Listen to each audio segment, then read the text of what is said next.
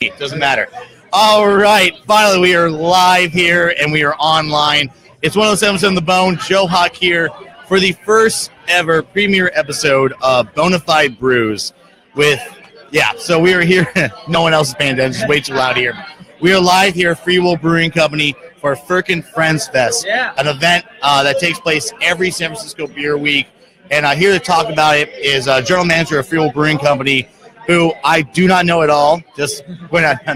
Good friend of mine, Devin Roberts. Devin, how you doing tonight? I'm doing great, buddy. By the looks of the crowd right now, we are looking at an incredible event, even after just 20 minutes of having the cast. The line's to the door. Not quite out the door yet, but definitely to the door. So for all the audience members out there who don't know what Firkin Friends Fest is, what is this event? So, Joe, Firkin Friends Fest is, as you know, we have a lot of beer friends. The beer community is a really awesome community, and we specialize in cask ales, near and dear to our heart. But a lot of these breweries, they don't make cask ale on a regular basis. So we thought, what better opportunity to get all our friends here during Beer Week than to have them show their cask wares. So for all those out there who do not know what a cask ale is, please explain. Yeah, so cask is it's a live real ale, basically. It's a traditional English style. The ones we have tonight are anything but traditional. That's what we specialize in. But a lot of big IPAs and really interesting stuff. So basically, there's no extraneous CO2 added. Yeah. And they're served at cellar temp. So not ice cold, a little bit warmer. It's a classic way of serving it before refrigeration. Yeah. But the beautiful thing now is it really opens up the flavors. And it's super smooth, really easy to drink. Yeah, especially I'm looking at the list right now. There are a lot of double IPAs on tonight. Triples. We have one triple IPA. We have a couple ciders. And a couple really awesome ciders. Yeah. And actually, speaking of ciders, thank you very much, Devin. Actually, if you want to come on down right now, this goes till about 10 o'clock tonight, correct? Or until they kick. So they might be kicked sooner, so get down here. Hopefully we'll be here till 10. Again, as you said, though, Joe, we're going to do it again during Silicon Valley Beer Week. Yeah. And that's even going to be bigger this year. We're going to blow this thing up. It's a lot of fun. Get on down here. So come on down to Free Will Brewing Company, 3736 Florence Street, right here in Redwood City.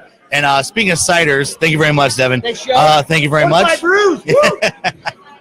So sitting down with me is one of the owners and I guess you would say brewers of what is a creator of cider? Cider maker. We're a cider maker. That was a seamless transition. I know it's seamless. I try my best. Greg Ruth from South City Cider Works, located in San Bruno.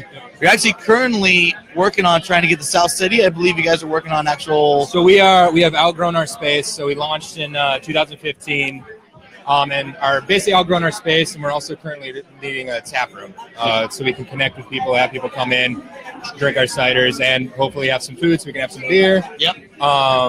So we're scouring the area, looking. Ideally, would be South City, but honestly, we've sort of opened it up a little bit. Just South City, a little bit expensive right now. In terms of rent, but. Yeah, we're looking to grow, looking to get a tap room and all that. Yeah. Tell me a little bit, a brief history of South City Cider Works. How did it come together? How did you and your co-owners first meet? How long do I have? Seriously. So basically, my two business partners, Jen and Alex, moved here in about 2013. Moved to the Bay Area from DC. We met in around 2008 in DC, they had the idea to start a cider company. Why cider, first of all? Well, Jen went gluten-free. She went gluten-free or had to go gluten-free? The doctors told her to go gluten-free. Okay. Look over at her right now. She's drinking a beer. But, she was told to go gluten-free. Basically, she would drink more beer than I would when we would go out. And her hangovers kept getting worse and worse. She started drinking less and less. Hangovers getting worse and worse. So doctors sort of told her to lay off on the gluten. So she started drinking cider and couldn't really find something that was crushable, easy drinking, and affordable. Crushable is the keyword. Responsibly crushable. Okay. So they just had this idea to start it up. And for whatever reason, in 2014, they asked me to join, and I was in the middle of a quarter-life crisis. I was actually thinking of moving to Scotland to get a crap job at a distillery because I love Scotch. So I was designing homes. So I was just sitting behind a desk. I just wanted to make something Yeah. for had zero experience sort of in any of the industry other than, serving tables. So they asked me 2014 they asked me in 2013, and in October 2014, I packed up my life in a Nissan Altima and drove cross country from DC to San Francisco, to the Bay Area. Awesome. Yeah. And then you guys started South City Cider Works. We started South City Cider Works. We had our first batch. First batch was sold here, actually, right over there at that table. Yeah. It was our first account ever. Yeah. With the OG recipe. What it used to be called South City Cider, now called the Original Blend. That was in April of 2015. Was our first sale, yeah. And the rest is history. Yeah. So let's actually talk about what you guys brought tonight. So this is the Zest Quest. Zest Quest, yeah. So this was a collaboration I did with the Good Hop in Oakland. There is actually a couple on here that I believe are Good Hop collaborations. Yeah, we got the Benoit Casper was one as well. I think there was one more. I forgot which one I saw. I'm sure I'll find that out later. Right? Yeah, exactly. And Melissa came to me, and Melissa, the owner of the Good Hop, she came to me and said she wanted something with pink peppercorns and ginger. Well, the ginger definitely comes out, which is actually really good. Through. It's nice. It's zesty. Has an incredible refreshing nose on it as well. It's a little bit of the pink peppercorn, which has a little almost floral quality to it. But then also the grapefruit. So there's grapefruit in it. Yeah. And I found out, unfortunately, 32 pounds of grapefruit only yields, it was 1.8 gallons of grapefruit juice. That's it? Yeah. Wow. Yeah, it was really I think I got more out of 60 pounds of lemons than you did for grapefruit. I was even bruising them. I was doing it. So I ended up, what's up, buddy? We have a guest here. I ended up going to Molly Stone's, and they have some fresh pressed 100% grapefruit juice. Just sort of buying that. But I think it worked out well. Yeah. And of course, like the big thing between making cider and brewing a beer is that you actually don't have to brew anything.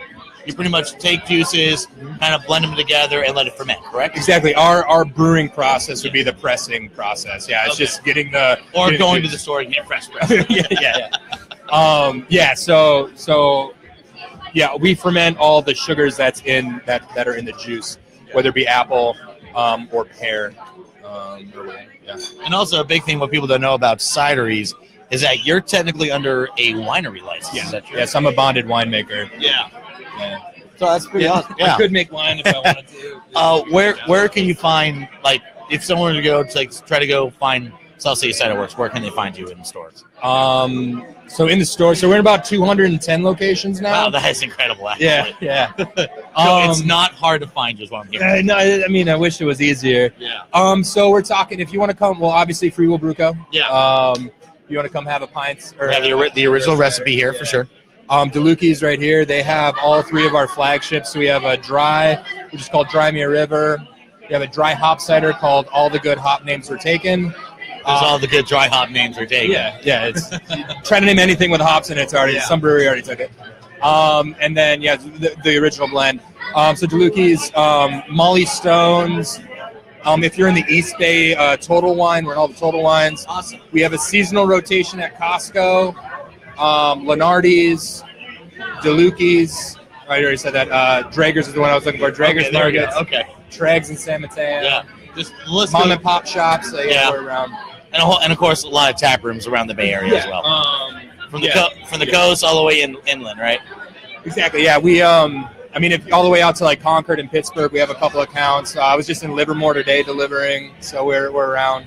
There you go. Yeah. We used to have a map online, but we took it down because some of our friends in the industry, they were targeting our accounts. Okay, you're kind of helping them out. Yeah, so we're like, okay, let's take that down. We're thinking of getting our off-premise accounts back online because it's off-premise is a little harder. Yeah. But, yeah. All right.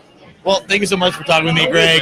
I'm sure I'll definitely get in contact with you guys for an actual full episode of Bona-Fide Brews. We're going to take a little bit of break. I'm going to go grab a few more of the brewers that are here tonight, And once again, if you want to come on down, we're here at Free Will Brewing Company live for Firkin Friends Fest Thursday night, a San Francisco Beer Week. And it's all here with me, Joe Hawk, for 107.7 The Bones, BONE-A-Fide Brews. We'll be right back.